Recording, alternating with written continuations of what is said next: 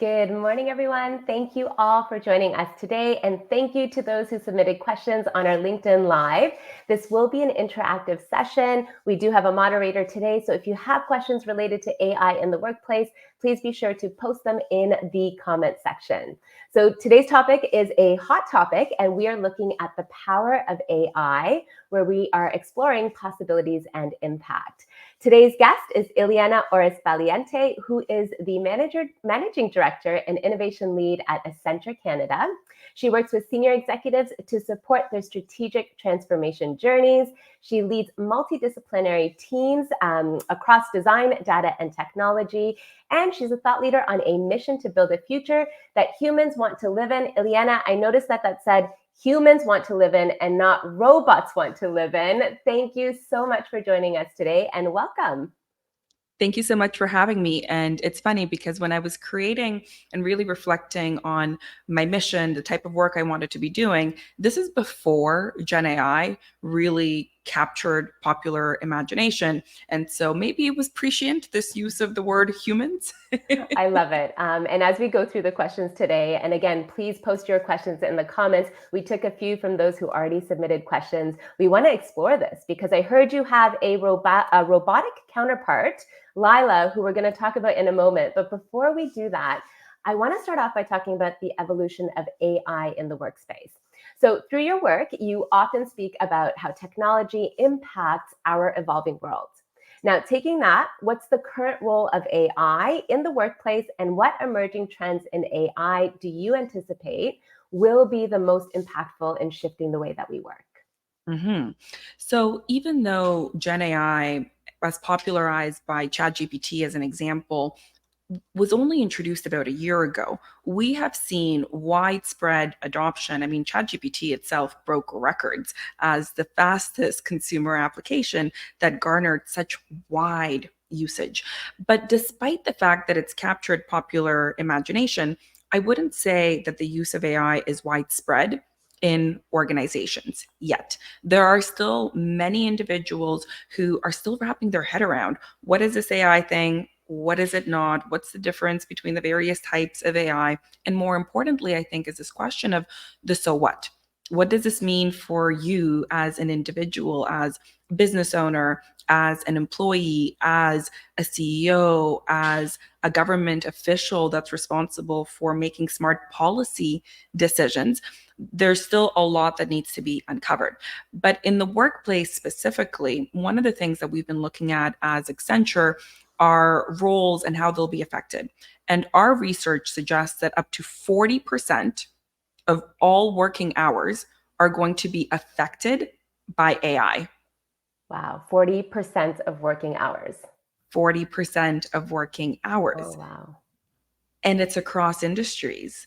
Our analysis then looked at 22 different industries and job profiles and found that a significant number of them are going to be impacted because when you think about what we do as humans in the course of a workday, and when you think about what large language models like ChatGPT and others are able to do, a lot of our workdays are filled with language-based tasks. In fact, 62% of our workdays are those language-based tasks.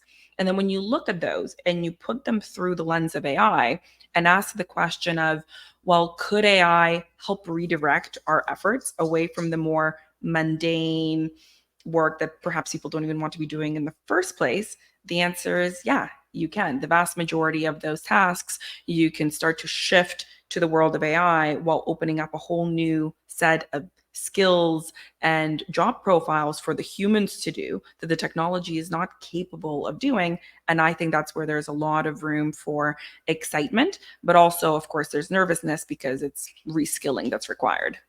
Well, I was just going to say that not only excites me, but that scares me, right? And if I think about what I do, the 40% of working hours, it's what can be automated, what can't be automated, how do you leverage this? And I want to talk to you about that in terms of productivity. But let's stay on this topic of jobs and changing jobs and reskilling, because job displacement is a real concern for many people. And when we think about it, now you've said that it is across industries that it is going to impact. So it's not really one job sector or industry. But How do you see AI impacting employment, like specifically? Absolutely. And it depends on the type of role. In many occupations, think of AI as a co-pilot that will work with an individual. Let's look at customer support facing roles. You're an agent inside of a call center and you're dealing with thousands of phone calls that are coming in each and every day.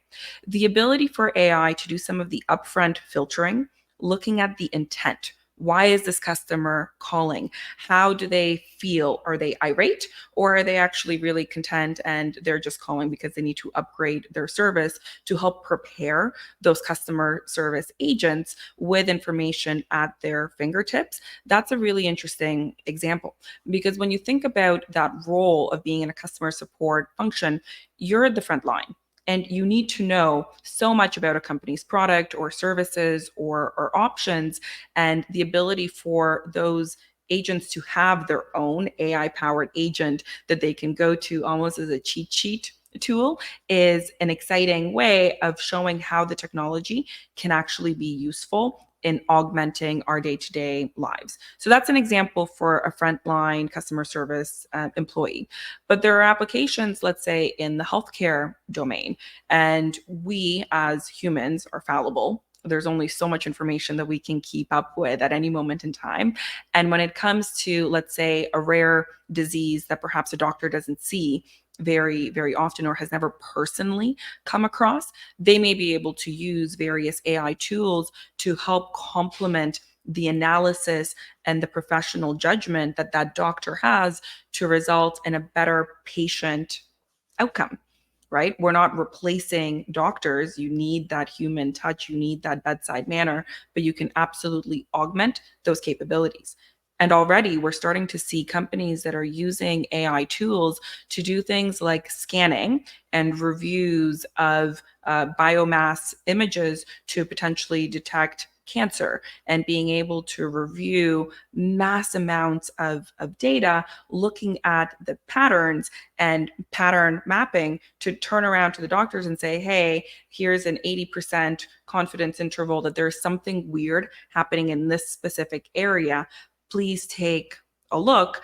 And this is not replacing a function, because no human could do that level of analysis. This is an entirely net new capability that's being brought to the table that's ultimately going to make life a lot better. So those are two very different occupations, but let's look at white collar job more broadly, because those are the roles that, unlike the industrial revolution, are really going to be affected through the use of Gen AI.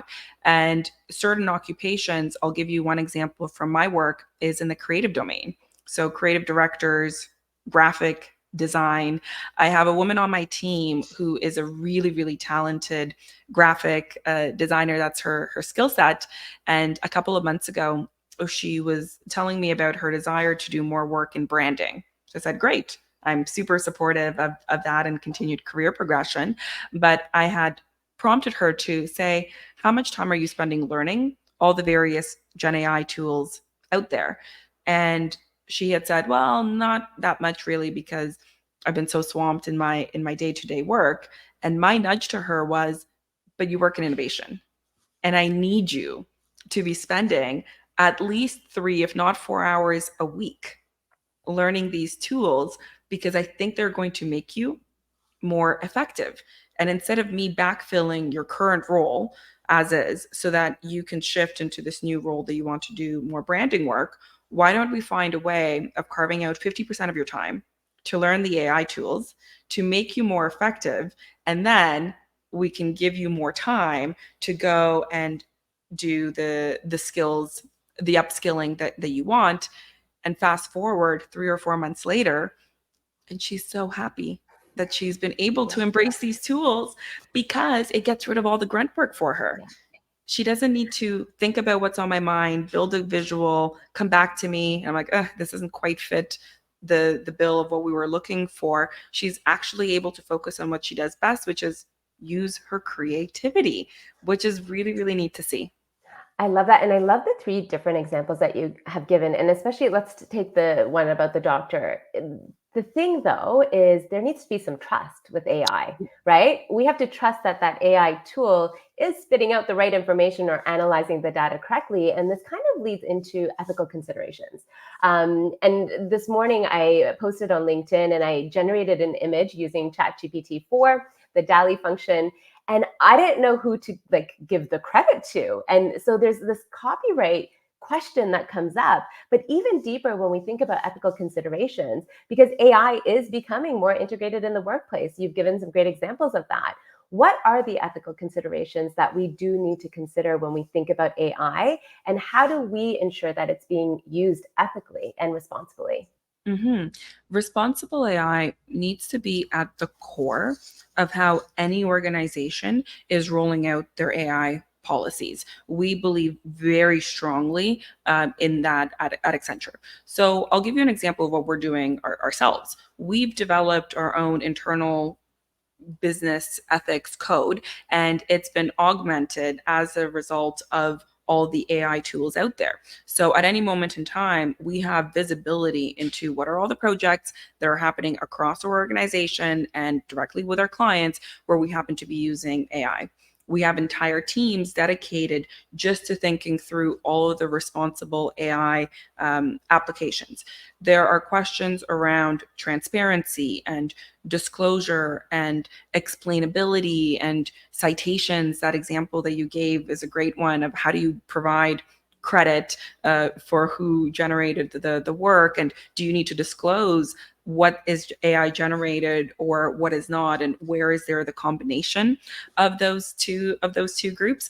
I mean, we have a report that we put out called the Life Trends, and we do this every year. It's really fascinating. And this year in the credits, it says, these images were generated with the help of AI and our very talented creative director, graphic designers as well. So it's that joint effort.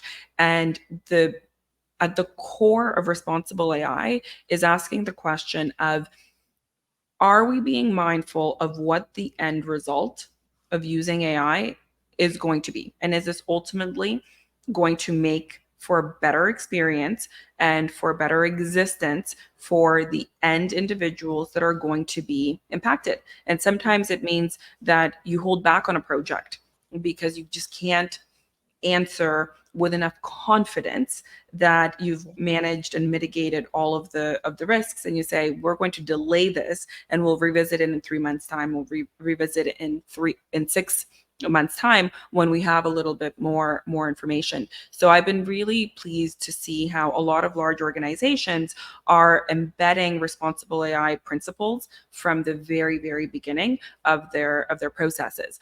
But there is a risk, and it's a risk I find a lot of organizations aren't thinking about. And it's, what's the risk of you not using AI? Mm-hmm. It's a new technology. It's emergent. Sure, there are tweaks that still need to be made and hiccups that we need to work through. But given the impact to jobs more broadly, given the impact to business competitiveness overall, I sit on a couple of boards of directors. I've been in a number of boardrooms meeting with senior executives, and I've actually seen AI get added into the risk registry of a board of directors, because suddenly it becomes almost an existential question that organizations need to navigate around. I would add to what you just said, because you can have a group of leaders and they're saying, okay, we're going to look at the impact and the outcome of a specific stakeholder group.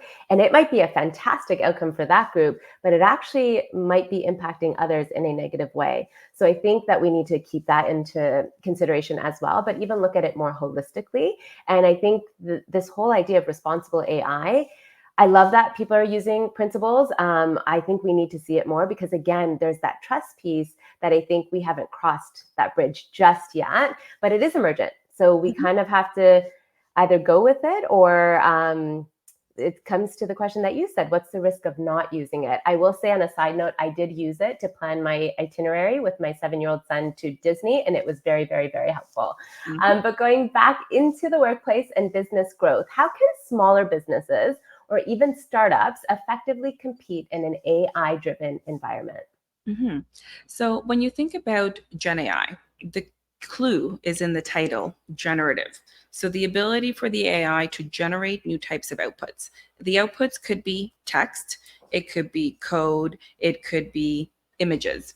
And so for a small business, think about the amount of copywriting that you need to do, whether it's writing your business website, whether it's updating pamphlets, user journeys, marketing, collateral of all sorts. The ability to use Gen AI tools to help you write copy is pretty substantial. And there are companies out there, including Writer AI, that make it easier to draft corporate appropriate communications that could be useful by a small company as well, so that they don't need to go and structure and build an entire team or potentially need to outsource the work to agencies, saving significant amount of costs. The other function that could greatly benefit from the use of AI in small businesses is the marketing function. So think of all the graphics that need to be created, whether it's for social media usage, whether it's for various reports that are being put out, or for even designing products. So, what should the label on this box of cookies or this box of chocolates look like so that it appeals to seasonal preferences or the preferences of consumers in a certain market? So, I used Gen AI this Halloween to help me come up with my Halloween costume. And I just gave it a couple of prompts and said, I need something that's fashionable for a woman to wear, maybe inspired by potted plants. And it generated these brand new images. It wasn't scraping the web and finding a Pinterest board of an image that exists. It was creating something net new that didn't exist in that previous format. And it was so awe inspiring that it took me a moment to lean back and say, wow, I have no graphic design experience, zero. I can barely draw a straight line, and I do Me too. abstract art painting because you can't be wrong with abstract painting. But I was blown away by the results and being like, oh, they included this really big, beautiful headpiece in the graphic.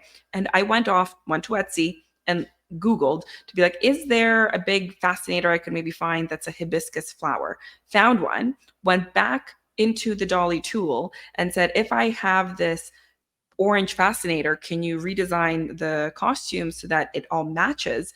And ta-da, it gave me new outputs. But I Love took it a it. step further by asking, are there any retailers that you could recommend that might carry some of these products? And it gave me a laundry list of retailers. So for a small business, the ability to use these tools to generate images, and in the future, we're going to be thinking about SEO in a different way because it's no longer SEO on a traditional search engine. It's what is the future of SEO in these generative AI type of models that are out there. So those are a couple of the use cases in the private sector. And if you're a nonprofit, I was presenting to a number of executives just last week. There are also lots of applications for the charitable nonprofit sector where you can combine all the different databases that these organizations are using, make it easier to craft fundraising letters, to approach various funding sources, to help them with grant applications as opposed to it taking 300 hours per grant, being able to whittle that down pretty substantially. That is amazing. I've got one last question. I know there are a number of questions coming in from our audience today. Thank you, everyone, for tuning in. I am going to get to those. My last question to you is this. So you, my friend, have a digital human robotic counterpart. I mentioned Lila in the beginning. Your digital human is named Lila. Mhm. Can you share a little bit about Lila before we get into the audience questions? And really, my bigger question here is how can we use AI for productivity as well as our health and well being? hmm So I have an AI powered digital human twin that's been developed. It's still a bit of a mouthful. It's still a little bit bizarre as I get used to the fact that there is another entity out there that looks like me. She's been trained on my voice. I've spent 6 hours in different podcast studios. So she's learned my cheerful voice, my neutral voice, my sad voice, and she's been trained on a whole list of reports that are relevant to areas that I have expertise in and the content of various talks that I've delivered on stage. And the idea is that I can have an extension of me and really start to be able to be in two places at once. So, practically speaking, in my day to day role, let's imagine that I'm onboarding a new employee onto the team and they're asking about the history of our team, what kinds of projects we've done in the past. And they might say, have we ever done a project in the retail industry that is related to XYZ problem statement? And it may not actually be Mimi that's in that meeting. It may be Lila that's in that meeting because she's being trained on the outputs of all of the case studies of projects that we've done in various industries. And so Lila will be able to go back through the Rolodex and say, actually, yes, in 2019, we did a project with such and such retailer, and this is what we did, and this is the problem we were solving for. This was the result. These are the points of contact you should chat to. Oh, and by the way, you might also be interested in an example of a project we did in 2021 with this other retailer, and here's the scope of what we covered, so that I don't need to be in that meeting repeating information that is just coming from my memory bank. Also, I'm only human. What if I'm having a foggy day? What if I didn't have enough coffee, or I had too much coffee, or I have a headache? I also just may not remember that we did a project in 2017, but Lila doesn't forget. And instead of me being in that meeting answering those perfunctory questions, I could be interviewing a new candidate that actually requires me and the human touch to assess, like, are they a good cultural fit for the program team that we're bringing them onto? Or I could be on a conference stage delivering a talk. So really it's this idea of how do we allow humans to do what humans do best, and augmenting them with the technology to take things off of their plate. Again, very exciting, but still a little scary. Two things. One is, what's really hitting me with what you're saying is being able to be in two places at the same time. And the second piece is, didn't Lila get mad at you because you said her name wrong or incorrectly at one point? I believe Lila did. So at one point we were doing a dry run and we were asking her a number of questions, and I was in the process of asking her a question, like, hi Lila, da da da. And her response, because I guess we let go of the microphone button too quickly, was, actually my name was pronounced Layla, not Lila. And I remember being like, oh, dear tech team, can we please reprogram her so she knows that her name is supposed to be pronounced Lila? But it's fascinating because there's no playbook for these sorts of things. And maybe she prefers to be named Layla, or maybe you just have to listen. We don't know. I do want to get to these audience questions. She doesn't have her own preferences. I don't want to scare Not yet. the audiences. But I mean, the way she was programmed was she thought her name was supposed to be pronounced Layla. So interesting. It's fascinating. We haven't even scratched the surface. So I'm going to go through these questions. Some we've already kind of answered through our time together. And if you want to add more to it, please do. So the first question is, should organizations that use AI create an internal policy for use? And what I kind of gathered from our conversation today is that it's not just about policy, but it's principles. Would you add anything to that? So the answer to the question is absolutely yes. Yeah. You need a policy, because it's things like, what kind of data can employees put into open sourced large language models like a ChatGPT? And a good principle would be, do not put any confidential or proprietary data that might eventually become part of the training pool.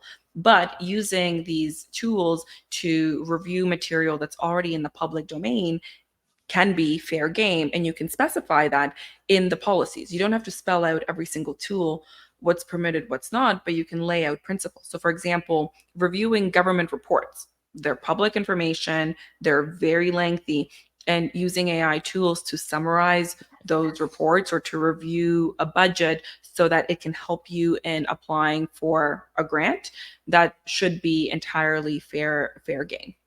I've actually done that. There was a very long article and I needed the summary of it and I put it in and it summarized and it was incredibly helpful. Mhm. Very, very helpful. Although there was a piece of me that was like, is it missing anything? Should I still read it again? But that's that trust piece that I kind of keep bringing up here. Okay, next Mhm. question. How does a company foster a culture of continuous learning and adaptation to keep up with the rapid advancements in AI? And I know you've said like it's been a year, but like so much has happened in that year. So how do you foster that culture of continuous learning? Mhm. There needs to be a tone that starts at the top of an Mm. organization. And senior leaders need to be amongst the first ones to say, wait a second, the world is changing, change is inevitable. You can bury your head in the sand and pretend that it's not happening, or you can embrace it and lean in. I am an advocate of leaning in because that's something that you can control. And oftentimes, in a world that feels like everything is outside of our control, leaning into things that are controllables is guaranteed to make you feel better about the ultimate and outcome. And so think back to the conversation I was having with that graphic designer on my team and the nudging that I was giving her to encourage her to spend time learning these new tools. When I have talked to my counterparts in other businesses, I'm often met with this, oh, that's a good point, Iliana. Maybe we too need to look at the job profiles and start encouraging our people to carve out the time to learn the tools and to give them the gift of time. Maybe it means deprioritizing other tasks so that they can reallocate that time.